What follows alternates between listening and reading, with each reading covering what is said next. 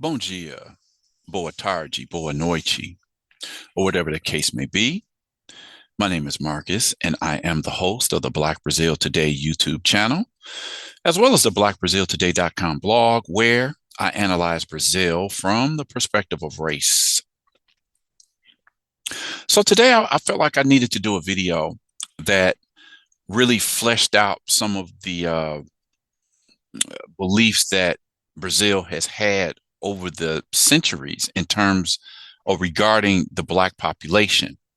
I often make references to this particular painting that you see here on the screen called the Rejeição de Cã, or what we call, you'd say in English, Ham's Redemption. So as I've talked about this before, but as I'm going to flesh this out a little bit more in terms of the history that went along with that painting, why it represented what it did, and what Brazilian leaders were thinking at that time. So once again, the painting represents this process of whitening Brazil. On the far left of the painting, you see the dark-skinned Black mother. In the middle of the picture, you see her daughter, who is a mulatta, a mixed girl. She obviously had a relationship with a white man. To the far right of the picture is the Portuguese, or just the white man, who had a relationship with the daughter that's in the middle. And in the daughter's arms is the baby that represents a Black baby, or rather a white baby. So within 3 generations, we're saying that finally the Blackness of that family disappeared through the birth of this white baby. Okay. If you look at what the woman is doing, the Black woman, she has her hands extended to the heavens. There's palm trees in the back of her. Palm trees represent hope. She's looking to the heavens and basically saying, like, thank God for removing this Black stain from my family. So this is Ham's redemption. In the myth, it says that Ham was supposed to have been cursed, so thus his descendants are all going to have black skin.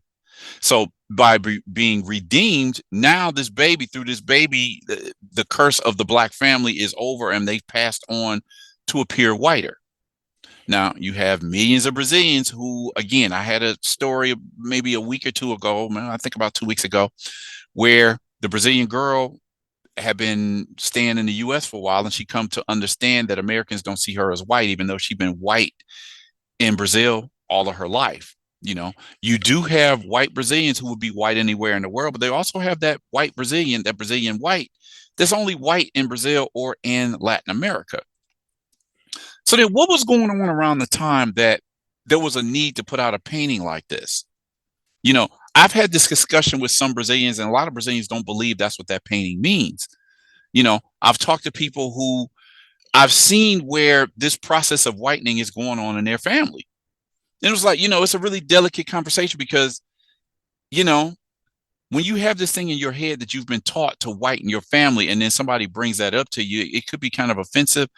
I never had this conversation with people after I just first meet somebody, particularly if it's somebody who I consider a friend.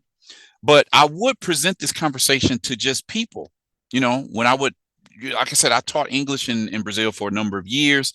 And I would bring this up because I would have conversations with my students just to see what they thought about stuff. Because it was really, I was sharing with them, they were sharing with me.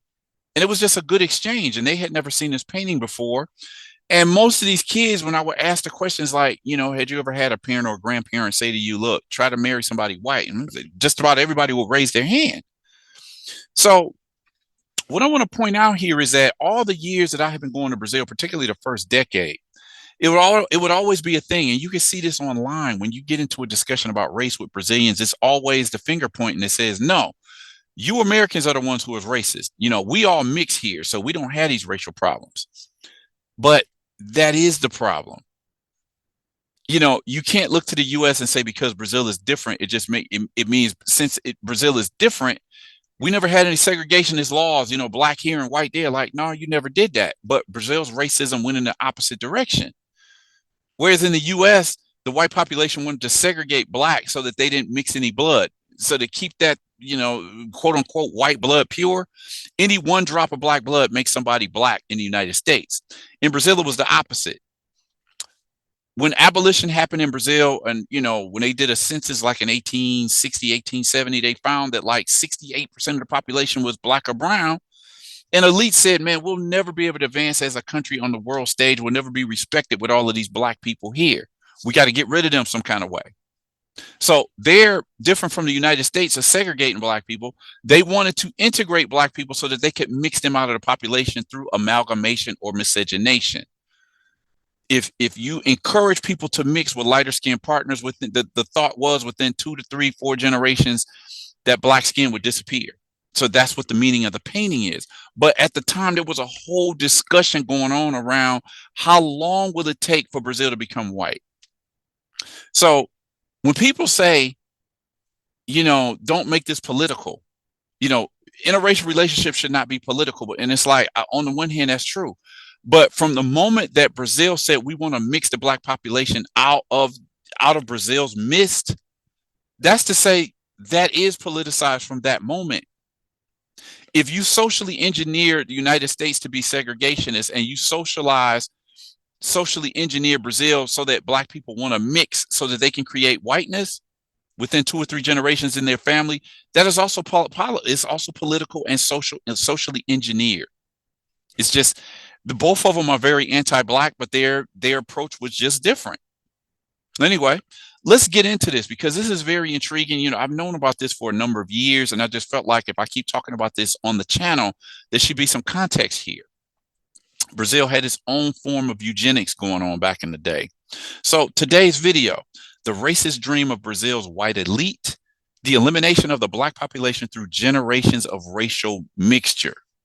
Very intriguing. Let's get right into this video. Okay, so we know the painting. I've shown it over and over again. The original article was called The Racist Dream of a White People by José Carlos Rui. The essay below is entitled O Sonho Racista de Povo Branco, meaning the racist dream of a white people, the 5th chapter of the book Há Racismo no Brasil, meaning there is racism in Brazil, by the writer and journalist José Carlos Rui, who died in 2021. Now, obviously, the name of his book, There Is Racism in Brazil, goes counterpoint to the long-held idea in Brazil that there's no racism in Brazil. He said the opposite, okay? As I said, Brazil had its own eugenics program. This is just a steal from, article I got from online called Eugenics in a Mixed Country, when Brazil tried to whiten the population, okay? This article is from 2021. So this is chapter 5 from the book that was just mentioned above. So during the first International Congress of Races held in London in July of 1911, João Batista Lacerda presented the thesis, The Mestiços, or the Mixed Race People of Brazil, in which he guaranteed that within 100 years, that is, by 2011 or maybe 2012, Blacks would have already disappeared from the Brazilian population and mixed race people would be reduced to just 3% of the population. This is João Batista Lacerda, a well-known statesman from the time. After those 100 years, the nonsense of this prediction became visible. But at the time, this was a central problem for the Brazilian ruling class, whose intellectuals and scientists, unable to understand the social reasons for the backwardness of the country, attributed it to the presence of the majority of Blacks and mestizos among Brazilians. Lacerda's prediction made a lot of people furious. They thought a century was too long to wait for Brazil to become white. But he, who was the director of the National Museum in Rio de Janeiro, reflected the racism of the social science at the time and the dominant racial prejudice, okay? Identifying the relation between migratory movements and the policy of whitening of the race during the colonial or the imperial period. So had a couple things going on here. Brazil received the most enslaved Africans. Estimates today say there was around 5 million that came in, that were brought in as slaves. So then between 1870 and 1930, 1940, or somewhere around then, they also opened up Brazil's gates to European immigration, for which 4,000 to 5,000 Europeans came into the country. So it's almost like they purposely they substituted the number of Black people brought into the country with white people coming into the country. The idea was, okay, we're evening up the population by bringing in more whites, and then we're encouraging these whites and these Blacks to mix together so that we can get to a whiter Brazil within a couple of generations. Okay. Concern about the racial composition of the population had grown since the decades of the 19th century in the final crisis of slavery. The debate that has gripped the Brazilian press and parliament in search of a substitute for slave labor reveals the strength of the racism that dominated. There were proposals of all kinds, from radical abolitionists who, in the minority, advocated the immediate end of slavery without compensation to the masters, to those who advocated such a gradual and slow extinction that would drag that iniquitous system into the 1930s.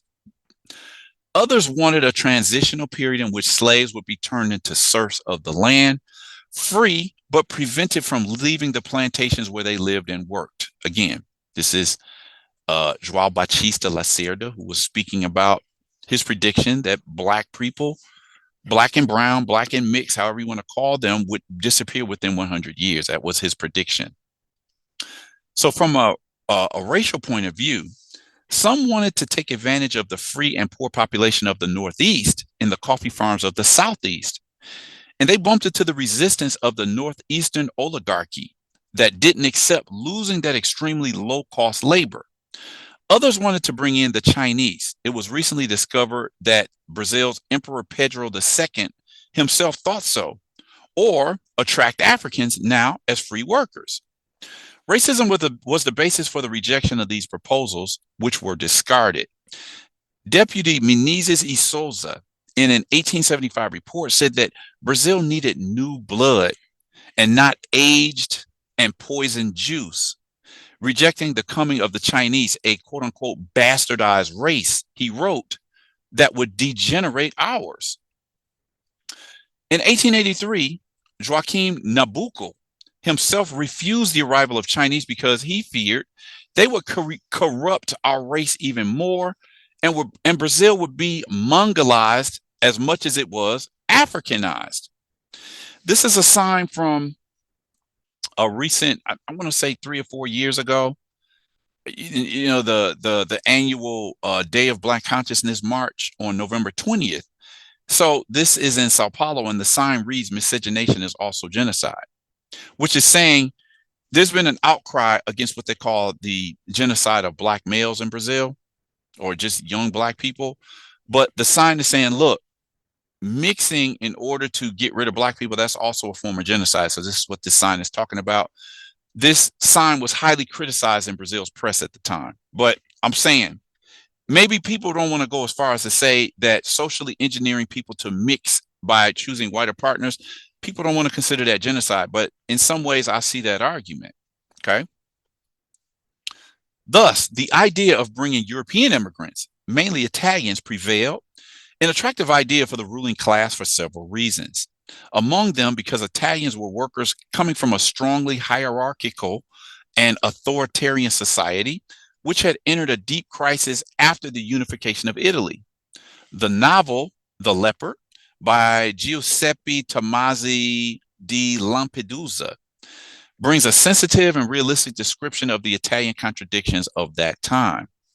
Italians were workers accustomed to hard work in a society dominated by authoritarian landowners and Catholic priests at the service of good order. Similar in this way to the social order that existed in Brazil, in which they hope they would easily adapt to the working conditions of coffee farms, in which the survivals of slavery were very great. In addition, Italians were Europeans and whites, corresponding to the sonho de embranquecimento, the whitening dream of the ruling class. For most Brazilians, writers of the periods between 1870s and 1930s, there was no doubt about the need to whiten the population, especially when it came to explaining the backwardness of the country, because for them, Blacks, Indians, and people of mixed race were, to varying degrees, incapable of civilization, a characteristic that would be characteristic of white peoples. That thesis also corresponded to the interests of the agro-exporting oligarchy that dominated the country. Joaquim Murchinho, who was the Minister of Finance of Campos Salles and is a precursor of the neoliberal conservatism, justified favoring agriculture by saying that industry was a characteristic of white people. This is a photo of Joaquim Nabuco. Nabuco, in his book, O Abolicionismo, or the Abolitionism, wanted European immigration to bring a lively, energetic, and healthy Caucasian bloodstream that we can absorb without danger. At the same time, the literary critic Jose Verissimo thought that sooner or later the white race, will eliminate the black race from here. So this is Jose Verissimo. So you hear what all of these people are saying. They're all talking about a certain whiteness that will happen in Brazil after the elimination of these black folks through racial mixture. Many indeed set a deadline for the total whitening of the population. Silvio Romero wrote in 1880 that victory in the struggle for life among us will belong in the future to the white man within 3 or 4 centuries. And he considered optimistic the period of a century established by João Batista Lacerda, as it was not much time for blacks, Indians, and mestizos to disappear. Okay, the same painting, the same photo that we have right here. So I'm going to take a break here. I'm going to end this at this point right here, just the end of part 1. And then I'm going to get into part 2 in the second video. It's going to be a continuation of where I stopped right here.